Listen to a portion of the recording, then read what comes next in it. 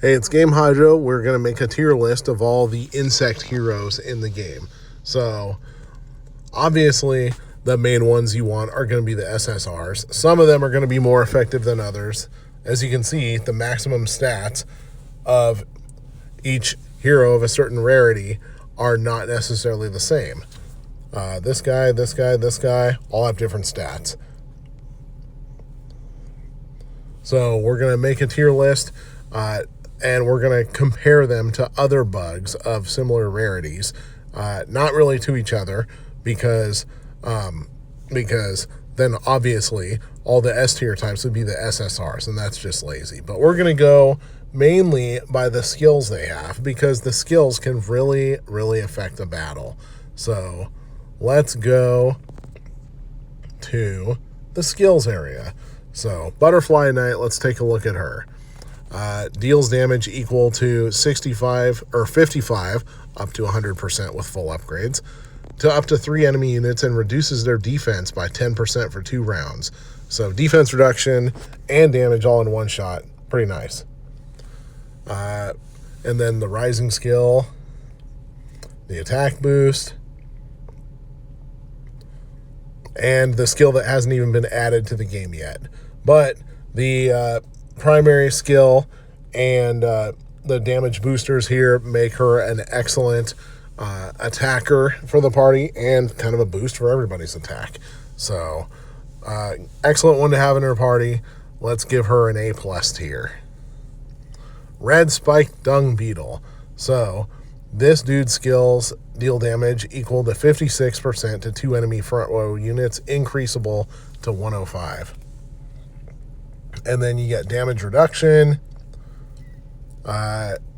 increases damage taken by insects, and the skill that hasn't been added to the game yet. So the Red Spike Dung Beetle increases both attack and defense of the whole party. That's pretty good, and this skill kind of punches above its weight, rarity-wise. Compared to others, I'm going to give that an A tier.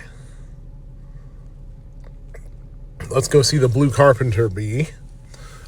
Deals damage equal to 39% to 3 back row units, upgradable to 70. And then you got research time reduction, increase insect damage. So research time production is definitely nice. I'm going to go A- tier for that one, because even though the damage is even though it hits 3 enemy back row units, the damage is significantly lower. Let's go to the Longhorn Stag Beetle. Deals damage equal to 105% of attack to 1 random enemy. Now, I tend to like these single target ones a lot, because the faster you take an enemy unit out of the equation, the better chance you have of beating teams that have a higher power level than you. So that's an excellent attack. Needle Threading increases attack. Heavy Strike boosts attack, 50% chance to boost your damage by 5% for 1 round. So with the chances you get here of taking 1 enemy out of the equation altogether, I like this one a lot. I'm saying S-. Yellow Spotted Ladybug. Damage equal to 56, equal to upgradable to 105 to 2 random units, and reduces their damage dealt by 10% for 2 rounds. 50% chance to increase damage by 5%, upgradable to 25%, and then increases damage dealt by the 3 allied back row insects by 2.1%. I kind of like the specific targeting here, but for the special attack, the random targeting is not the most ideal targeting. I'm going B tier for this one. Now, the rare units, honestly, you're probably not really going to be using too much of them, because they are very quickly replaced by the purple units and the orange units. Deals damage equal to 15%, upgradable to 27% to multiple enemies. That is not very high. Increases shelter glue production to 5%, upgradable to 25%. Increases glue gathering speed to 5%, equal or upgradable to 25%. So giant African snail, the main use here is really not battles. The main use here is increasing your glue production, and as we went over in the other video, the glue factory is probably the stingiest out of all the production facilities.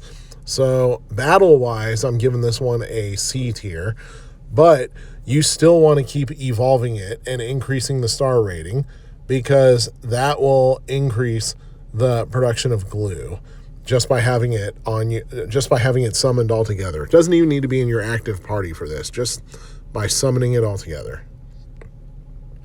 Next, we got the 7-spotted ladybug.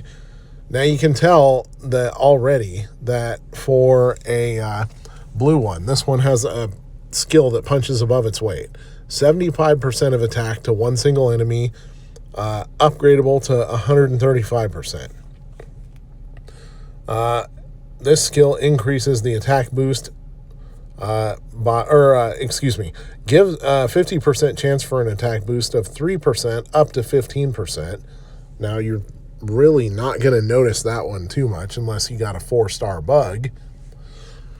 Piercing tentacles increases damage of 3 allied back row units by 1.5%, upgradable to 7.5%. So compared to the other blue bugs, this one is going to be, I would say this one is going to be an A tier to A+, because of the single enemy damage attack. That one is a pretty useful one to have. Now the Asiatic honeybee, this one you can tell already is not really a battler type, but let's see what it increases to, or what it increases on the other skills. So this attack deals 15% up to 27%, up to 5 enemy units. Attacking 5 enemies at a time is pretty useful, but the damage is still just a little bit too low for this one. Harvest Dance increases honey yield, and then Ample Gathering increases the gathering speed of honey. So this one, battle-wise, it's going to be a C tier. I'm going to go B, C+ tier. Get out of here. But as far as the honey gathering speed, that's fairly useful. So like we said before with the other one, you're going to want to keep upgrading the star level in order to try to get better production out of it. Let's see if we can go 1 star here. Damn, not quite. Moving on to the rice locust. This one you can tell by the attack power is more of a battler here. Deals damage equal to 75% of attack to one single enemy, upgraded to 135. Increases shelter building material production to 5%, up to 25% at 4 stars. Increases building material gathering speed to 5%, upgradable to 25%. Okay, so this one is actually kind of nice because you get real battle power here. Not only do you get real battle power, but you get increases to the gathering speed of building material, which the gathering speed of various the gathering speed of various materials and resources tends to be what these blue ones are the best at. So I'm giving this one an A+ tier out of the blues because it kind of does both. Even if you're not using it in your battle party, obviously, you still want to evolve the star level. Moving on, we got the Peach Pill Bug, Spherical Collision. That one has the exact same damage as the other blue hero single target attacks. Shelter Sand Production to 5%, upgradable to 25.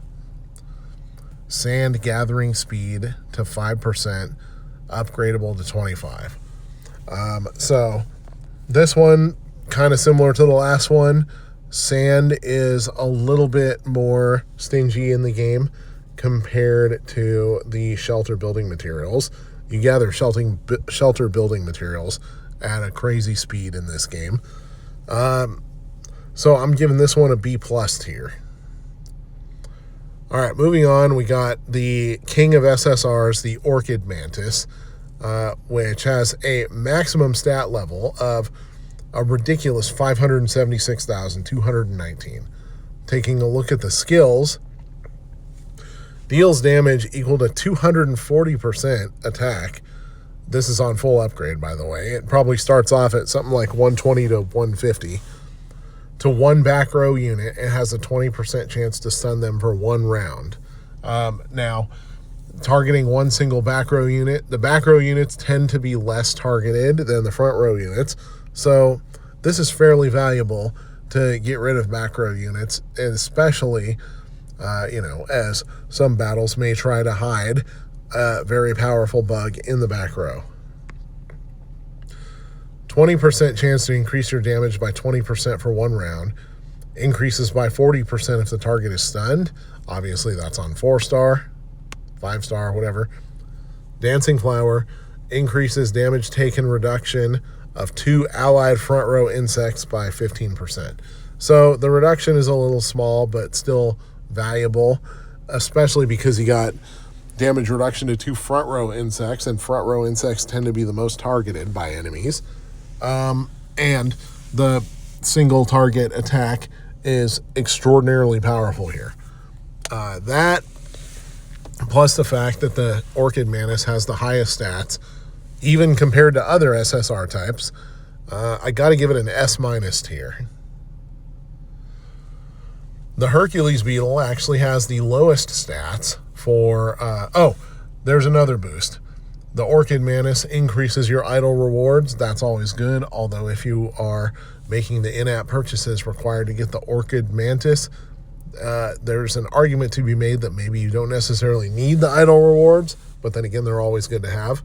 Hercules Beetle gives you more radar tasks. And as you level it, it increases the daily task claim limit higher and higher. Now that's pretty valuable. So the skills, Jaws of Blood, deals damage equal to 58% of attack to all enemies on the screen. That's pretty good splash damage right there. I mean, on the surface it looks a little low for an SSR, but combine it with the higher stats that come with being an SSR, and it's real good. Increases shelter construction speed by 15% while reducing base resource cost by 15%. That is absolutely excellent. And this one increases insect attack by 30%. So not only is it an excellent attacker, but it skyrockets the building speed of pretty much anything, which is highly, highly valuable. This is an S tier, easily. Because in battle alone, probably an A tier, A- tier, but just to have it in your party, S tier for sure. Now to go Black Widow, this one is event only. It increases the damage to the damage of all marching troops by 12% just by having it. And the stats are almost as high as the Orchid Mantis. So we got Sudden Death. Deals damage equal to 60% of attack to all enemy units and reduces their damage dealt by 10% for 2 rounds.